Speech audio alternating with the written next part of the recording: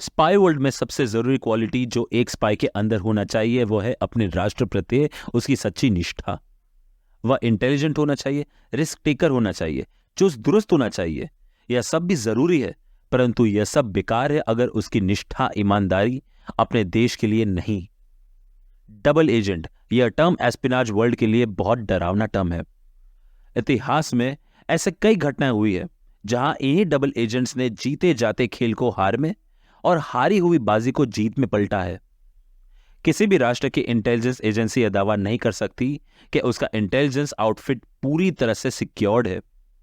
बड़े से बड़े, शक्तिशाली से शक्तिशाली एजेंसीज को यह डर तो बना ही रहता है कि उनके बीच शायद कोई ट्रेटर है। एस्पिनाज वर्ल्ड में कोई किसी का दोस्त नहीं। एक एग्जाम्पल से अगर समझे तो भारत देश को ले लेते हैं। भारत का सबसे अच्छा मित्र रूस है, परंतु एक वक्त वह भी था जब ये कहा जाता था कि भारत में सोवियट्स के जासूस हर तरफ हैं। हम ऐसा नहीं कह रहे कि रशिया हमारा दुश्मन था या है, परंतु अपॉर्चुनिज्म की राजनीति हर कोई खेलता है। आखिर सबके अपने गोल्स हैं, सभी राष्ट्रों को एक दूसरे से आगे निकलने की होड़ है। खैर, डबल एजेंट कोई भी स्पाई कोई ना कोई कारण से बनता है, चाहे वो पॉलिटिकल आइडियोलॉजी हो, ग्रीड हो, उसके साथ किया बुरा व्यवहार इत्यादि। आज हम जिन भारत के डबल एजेंट्स की बात करेंगे उनकी वजह कितनी बेकार और उनके साथ क्या होना चाहिए था सो तो आप ही डिसाइड करिएगा। लेकिन एक चीज पहले से ही बता दें आपको कि इन डबल एजेंट्स ने भारत खुफिया विभाग की किताबों में कुछ नए टैक्टिक्स और चैप्टर इंटेलिजेंस आउटफिट में लाए जाए यह सोचने पर मजबूर जरूर किया है।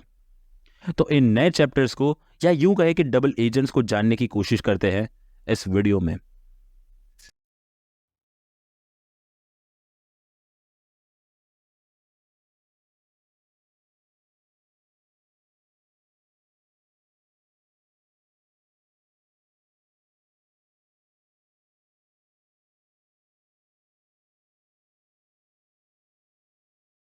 जब अमेरिका ने सैन फ्रांसिस्को और शिकागो में इंडियन एम्बेसी के काउंसिलर सेक्शन में तैनात रिसर्च एंड एनालिसिस विंग के 2 जूनियर स्तर के अधिकारी को देश छोड़ने के लिए कहा, तो नई दिल्ली के साउथ ब्लॉक में से कोई खास अफरा तफरी न हुई।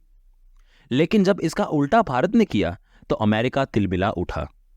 हुआ कुछ ऐसा कि भारतीय सरकार ने नोट किया कि एक सीनियर ऑफिशियल रतन सहगल के साथ सीआईए के 2 ऑफिशियल्स ने गुप्त मीटिंग की। यह मीटिंग प्रोटोकॉल्स के खिलाफ था। कोई भी आईबी ऑफिसर बिना ऑफिशियल काम के मिले, प्लस उस मीटिंग का कोई ऑफिशियल नोट डाउन नहीं, यही बात भारतीय सरकार को गवारा नहीं। मीटिंग सिर्फ एक बार हो तो समझ आता है, परंतु ऐसी मीटिंग आईबी के एडिशनल डायरेक्टर रतन सहगल और सीआईए के उन 2 ऑफिशियल्स के बीच 9 से 10 बार हुई।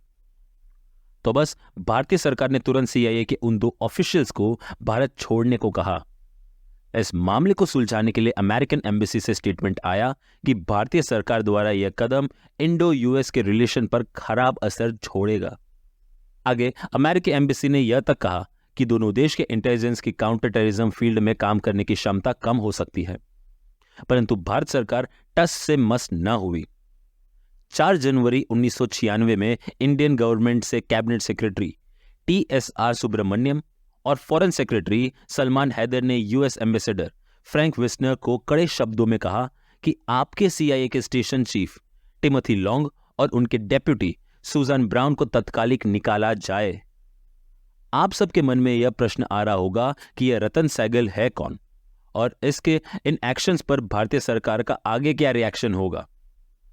इन प्रश्नों को समझने के लिए थोड़ा सा समय को पीछे लिए चलते हैं। अरुण भगत द आईबी डायरेक्टर, उन्होंने होम सेक्रेटरी पद्मनाभिया और प्रिंसिपल सेक्रेटरी सतीश चंद्र के साथ नवंबर 1995 को एक सीक्रेट मीटिंग कंडक्ट किया। इस सीक्रेट मीटिंग में आईबी डायरेक्टर अरुण भगत ने रतन सहगल के suspicious meeting with CIA officials की बात होम सेक्रेटरी और प्रिंसिपल सेक्रेटरी से की, परंतु प्रिंसिपल सेक्रेटरी और होम सेक्रेटरी ने लैक ऑफ एविडेंस के चलते कोई भी एक्शन लेने से साफ साफ मना कर दिया। यह एक्शन बिल्कुल सही था। एस्पिनाज वर्ल्ड में बिना क्रिस्टल क्लियर एविडेंस के कोई स्टेप लेना मूर्खता है। शक के बिना पर लिए कदम नुकसानकारी ही होते हैं। आईबी डायरेक्टर अरुण भगत ने भी यही सोचा कि कॉन्क्रीट एविडेंस के साथ ही पेश होना सही होगा। दरअसल रतन सहगल पर नजर आईबी डायरेक्टर अरुण भगत की एक इंसिडेंट से थी। हुआ था कुछ ऐसा कि आईबी की काउंटर इंटेलिजेंस डिपार्टमेंट ने यह पाया कि सीआईए डिपार्टमेंट से एक महिला है जिसका कांस्टेंट कॉल आईबी के किसी ऑफिसर्स के साथ हो रहा है। भारत के इंटरनल इंटेलिजेंस एजेंसी का लिंक अमेरिकन एक्सटर्नल इंटेलिजेंस के साथ, यह खबर को हल्के में नहीं लिया जा सकता था। यह न्यूज तुरंत आईबी डायरेक्टर यानी अरुण भगत जी के पास पहुंची। आईबी डायरेक्टर तुरंत एक्शन फॉर्म में आए और यह रिपोर्ट भारत के एक्सटर्नल इंटेलिजेंस आउटफिट आरएनएडब्ल्यू के साथ साझा किया। आईबी और आरएनएडब्ल्यू ने जॉइंटली इस मिशन पर काम किया। कॉल्स को इंटरसेप्ट करने के दौरान यह पता चला कि यह आईबी ऑफिसर जिसके साथ सीआईए महिला का लिंकअप था वह और कोई नहीं पर आईबी एडिशनल डायरेक्टर रतन सहगल था। तुरंत रतन सहगल को वॉच पर रखा गया। आईबी डायरेक्टर अरुण भगत अब पूरे इंफॉर्मेशन के साथ होम सेक्रेटरी और प्रिंसिपल सेक्रेटरी के सामने पेश होना चाहते थे। रतन सहगल को 24 आवर टॉप सर्विलेंस पर रखा गया। इस सर्विलेंस में यह पाया गया कि रतन सहगल की मुलाकात CIA station chief Timothy long और उनकी डेप्यूटी सुजन ब्राउन के बीच एक बार सहगल के रेसिडेंस भारती नगर के पार्किंग लॉट में हुई थी और दूसरी मीटिंग दिल्ली में स्थित एम्बेसडर होटल में हुई थी। यहां तक farmer CIA station chief MS August से सहगल ने एक बार पैकेट भी रिसीव किया था। यह सारे इंपॉर्टेंट एविडेंस के साथ आईबी डायरेक्टर अरुण भगत ने यह रिपोर्ट होम सेक्रेटरी और प्रिंसिपल सेक्रेटरी के सामने प्रस्तुत की। यहां अब कॉन्क्रीट एविडेंस के साथ एक्शन लेना बहुत जरूरी बन गया था। कुछ दिन बाद यह बात सामने आई कि एडिशनल आईबी डायरेक्टर रतन सहगल ने वॉलंटियर रिटायरमेंट ले ली। जाहिर सी बात है कि उन्हें यह रिटायरमेंट गवर्नमेंट ने जबरदस्ती साइन करवाया होगा। आप दर्शकों को अगर यह लग रहा होगा कि यह सिर्फ एक आरोप रतन सहगल पर था तो ऐसा बिल्कुल नहीं है। साल 2018 ISRO scientist sir Nambi Narayan case की सुनवाई सुप्रीम कोर्ट में हुई। सुप्रीम कोर्ट ने आईएसआरओ साइंटिस्ट नाम्बी नारायण को भारत से धोखाधड़ी या यूं कहे कि डबल एजेंट के केस में निर्दोष पाया। सुप्रीम कोर्ट ने यह भी पाया कि आईबी ऑफिसर और केरला पुलिस ने मिलकर सर नाम्बी नारायण को फ्रेम किया और उन्हें इसके कारण मेंटल और फिजिकल ट्रॉमा से गुजरना पड़ा। जिस आईबी ऑफिसर की हम बात कर रहे हैं वह और कोई नहीं पर रतन सहगल ही था। सोचिए, एक ऐसे साइंटिस्ट जिसने भारत क्या कर सकता है उसका सक्सेसफुल ग्लिम्स दिखाकर हमें गौरवान्वित किया, उस साइंटिस्ट को बर्बाद करने वाले हाथों में से एक हाथ रतन सहगल का है। साइंटिस्ट नम्बी नारायण को बर्बाद Kerala police, former Gujarat director general of police RB Sreekumar, Ratan Sehgal जैसे लोग तो बस प्यादे थे। असल बॉस कौन था यह अब तक सामने नहीं आया। बात करें रतन सहगल की तो उन्हें इस देश से स्विफ्ट एग्जिट मिल गया। इस देश से वह भागने में सफल रहे। वे अब कहां है कोई नहीं जानता, पर कुछ सोर्सेज के अनुसार वे न्यूयॉर्क में है। मजे और आश्चर्य की बात यह है कि हमें रतन सहगल की एक भी ऑफिशियल तस्वीर नहीं मिली है। अगर आप दर्शकों को मिले उनकी तस्वीर तो हमें इंस्टाग्राम में डीएम जरूर करें। हमारे इंस्टाग्राम आईडी की लिंक डिस्क्रिप्शन बॉक्स में है। आरएनएडब्ल्यू एक ऐसी इंटेलिजेंस आउटफिट है जिसने भारत को ऐसे इंटेल्स दिए जिनकी वजह से आज भी हम सुरक्षित हैं। हमारी सुरक्षा आरएनएडब्ल्यू सुनिश्चित करती है, यह कहने में कोई हर्ज नहीं। पर एक ऐसा समय भी आया था जब सुरक्षा प्रदान करने वाली इंटेलिजेंस एजेंसी खुद के डबल एजेंट के कारण असुरक्षित थी। यह बात है करीब साल 2004 की, जब स्पेशल सेक्रेटरी अमर भूषण के पास रॉ के एक अधिकारी उनके पास आकर एक दूसरे अधिकारी जिसका नाम रविंदर सिंह था उसकी बात करने पहुंचे। उस अधिकारी ने अमर भूषण से कहा कि रविंदर सिंह उनसे कुछ ऐसे सवाल पूछ रहे हैं जो उन्हें नहीं पूछने चाहिए। अपने फील्ड को छोड़ वह दूसरों के फील्ड में ताकाझाकी कर रहे हैं। दरअसल यह रूल है कि किसी भी अधिकारी को अपने फील्ड का छोड़ किसी और के फील्ड में घुसने या बातचीत करने की मनाही है। अमर भूषण ने उस वक्त इतना ही कहा कि वे प्रिलिमिनरी इन्वेस्टिगेशन करेंगे, पर उससे ज्यादा कुछ भी नहीं। एस्पिनाज वर्ल्ड में शक के आधार पर एक्शंस नहीं लिए जाते। एक हल्का सा बैकग्राउंड रविंदर सिंह का आप दर्शकों को बता दें। रविंदर सिंह रॉ में भर्ती होने से पहले आर्मी में थे। आर्मी में उनका रिकॉर्ड कुछ खास न था, इसी वजह से उन्हें कुछ खास प्रमोशंस भी न मिले। मेजर रैंक के दौरान अपने पॉलिटिकल कनेक्शंस के थ्रू उन्हें आरएनएडब्ल्यू में जगह मिली।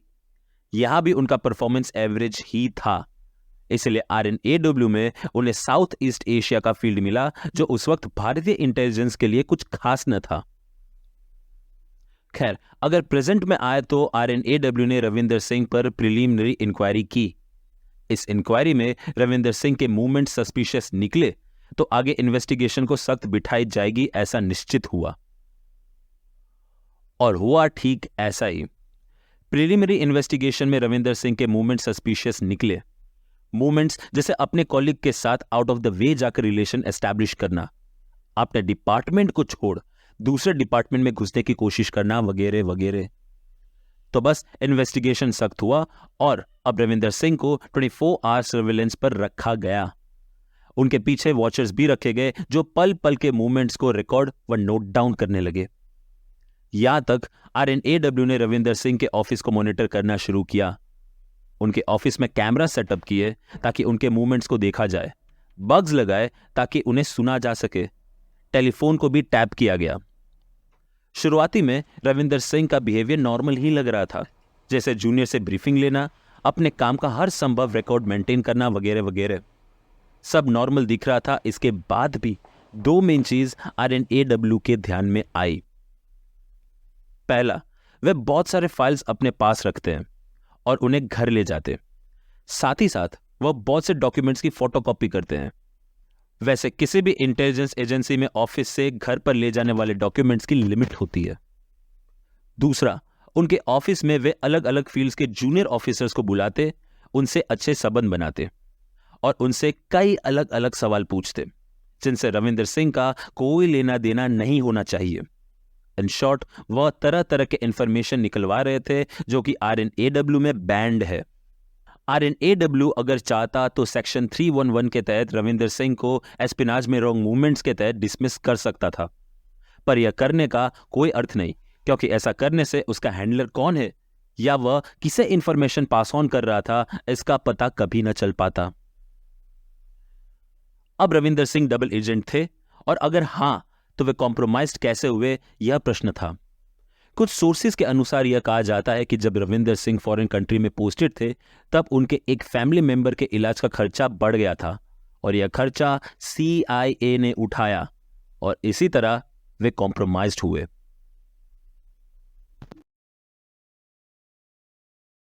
खैर, बात करें करंट सिनेरियो की तो काउंटर इंटेलिजेंस यूनिट को पता लगा कि रविंदर सिंह हद से ज्यादा फाइल्स और डॉक्यूमेंट्स अपने घर ले जा रहे हैं। तो बस काउंटर इंटेलिजेंस ने ऑफिस में इमीडिएट लॉकडाउन किया और हर ऑफिसर्स के बैग की तलाशी की। इस तलाशी में रविंदर सिंह भी आए। रविंदर सिंह अपने बैग में बहुत से कॉन्फिडेंशियल फाइल लेकर बाहर जा रहे थे। तुरंत ही सारे के सारे फाइल्स उनसे छीन लिए गए। यह एक्शन से रविंदर सिंह चौकन्ना हो गए। वह समझ गए कि आरएनएडब्ल्यू में मोल हंटिंग शुरू है। यहीं से आरएनएडब्ल्यू ने रविंदर सिंह को अलर्ट करके गलती की। रविंदर सिंह की मूवमेंट्स कम होने लगी। यह समय आरएनएडब्ल्यू के वॉचर्स और काउंटर इंटेलिजेंस डिपार्टमेंट के लिए फ्रस्ट्रेशन से भरा था। डिपार्टमेंट को लगा ही था कि अब वे रविंदर सिंह तक पहुंच ही गए कि एक बार फिर वो डिपार्टमेंट के चंगुल से भाग निकला। रविंदर सिंह को यह पता चल चुका था कि ही इज बीन वॉच्ड। बस यहां से उन्होंने ऑफिस कम आना शुरू किया। कुछ दिन बाद ऑफिस आना तक बंद हो गया। आप सभी दर्शक अभी और हैरान होंगे रविंदर सिंह के एग्जिट प्लान से। दरअसल हुआ ऐसा कि वॉचर्स घर के बाहर तैनात थे और रविंदर सिंह ऑफिस नहीं जा रहा था। वॉचर्स को शक होने लगा कि यह घर से बाहर क्यों नहीं निकल रहा, कुछ गड़बड़ जरूर है। यह सोच के साथ जब काउंटर इंटेलिजेंस टीम उनके घर पहुंची तो यह पता चला कि उनका परिवार और वो खुद घर पर ही नहीं है। सोचिए कितने चतुराई से रविंदर सिंह वॉचर्स को चकमा देकर भाग खड़े हुए। रॉ में खलबली सी मची कि आखिर वो भागा कहां। पहले इंटेल यह मिली कि रविंदर सिंह बाय रोड चेन्नई जाने वाला है, परंतु यह इंटेल एक मिस इन्फॉर्मेशन था। असल बात तो यह थी कि रविंदर सिंह उत्तर प्रदेश के रास्ते नेपाल के काठमांडू भाग निकला और नेपाल से फेक पासपोर्ट, फेक सिटीजनशिप के साथ अपने पूरे परिवार को लेकर अमेरिका भाग निकला। जब तक रविंदर सिंह भारत में था तब तक कुछ खास एविडेंस न मिला। 24 आवर सर्विलेंस में रखने के बाद, ऑफिस बग करने से लेकर फोन टैपिंग के बाद भी कोई ऐसा सबूत न मिला जिसे क्वालिटी एविडेंस कहा जा सके और उन्हें कोर्ट में प्रोसिक्यूट किया जा सके। यह बात और है, जब वो चले गए भारत छोड़कर तब उनके पासपोर्ट का पता चला, एयर टिकट का पता चला, इमिग्रेशन रिकॉर्ड्स, सीसीटीवी फुटेज से पता चला कि वे भागे हैं, तब जाके इन एविडेंस से कोर्ट में प्रोसिक्यूट किया जा सकता था। परंतु अब वह भी नो यूज के बराबर था, क्योंकि वो हाथ से जा चुका था। यह सारा इन्वेस्टिगेशन रविंदर सिंह को पकड़ने के लिए तो था ही, साथ ही साथ उनके हैंडलर को पकड़ने के लिए खास था। यह हमेशा मिस्ट्री ही रहेगा कि रविंदर सिंह ने कौन कौन से इंफॉर्मेशन अन्य देशों से साझा किए और किसके लिए वह डबल एजेंट बने। रविंदर सिंह के घर से लैपटॉप और हाई स्पीड इंटरनेट ब्रॉडबैंड बरामद हुआ, जिसके थ्रू वे इंफॉर्मेशन एक्सपोर्ट इंपोर्ट करते। कुछ सोर्सेज के अनुसार उनकी जिंदगी अमेरिका में बीती और भारत में वे CIA के लिए काम कर रहे थे। यह बात अलग है कि अमेरिका में उन्हें गरीबी के दिन देखने पड़े। हो सकता है कि CIA ने उन्हें कुछ खास काम का ना समझा हो। इन शॉर्ट, CIA ने उन्हें एक च्युइंगम की तरह खोला, चबाया और थूक दिया। कुछ और सोर्सेज के अनुसार साल 2016 में मैरीलैंड में एक कार एक्सीडेंट के दौरान उनकी मौत हुई। तो दोस्तों, यह कहानी थी भारत के 2 डबल एजेंट्स की। यह एजेंट्स ही हैं जो किसी भी एजेंसी को बना और बिगाड़ सकते हैं। इन दोनों डबल एजेंट्स का क्या मोटिव था, अब वे कहां है, जिंदा है भी या नहीं, यह प्रश्नों के जवाब शायद हमारे इंटेलिजेंस के पास हो, परंतु हम और आपके लिए यह सवालों के जवाब हमेशा मिस्ट्री ही रहेंगे। और जवाब रहेगा तो सिर्फ एक ही सवाल का, कि वर दे डबल एजेंट्स, जिसका जवाब डेफिनेटली हां है। अगर आप चाहते हैं कि हम भारत के और डबल एजेंट्स के बारे में वीडियो बनाएं, तो हमें कमेंट बॉक्स में अवश्य बताइएगा। मिलते हैं आपसे अगले वीडियो में सत्य, साहस और ज्ञान की शोध में। तब तक के लिए जय हिंद, वंदे मातरम।